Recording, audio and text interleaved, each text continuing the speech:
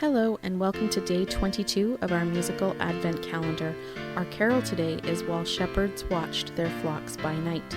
As we still see today, often once a congregation or a choir becomes familiar with a carol, they don't always like changing what they're singing. And this was the issue that faced the author of this carol. In 1696, Nahum Tate and Nicholas Brady were working at Cork Cathedral in Ireland, and they published a new psalter or hymn book that contains this carol. It was called the New One because it was replacing the 140-year-old version that had been published in 1562, which had been the mainstay for all singing in churches at the time. It was very unusual to sing anything except psalms, and they were sung in unison, unaccompanied. In this new hymn book, Tate and Brady included hymns for Christmas, Easter, and for communion, and they started to add additional accompaniment as well as harmonies. Not surprisingly, these big changes had their critics, and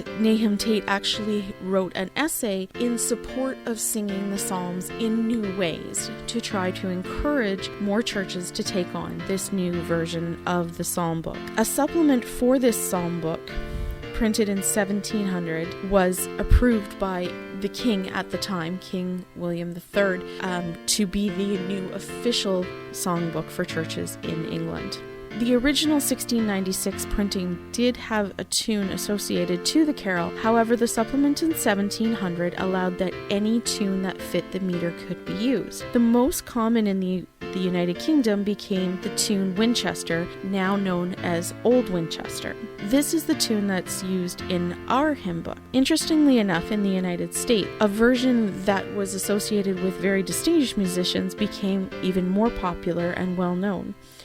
Richard Storrs Willis, the author of It Came Upon a Midnight Clear, took an aria from Handel's Messiah and adapted Tate's lyrics to fit. Thank you for stopping by today. We'll see you tomorrow.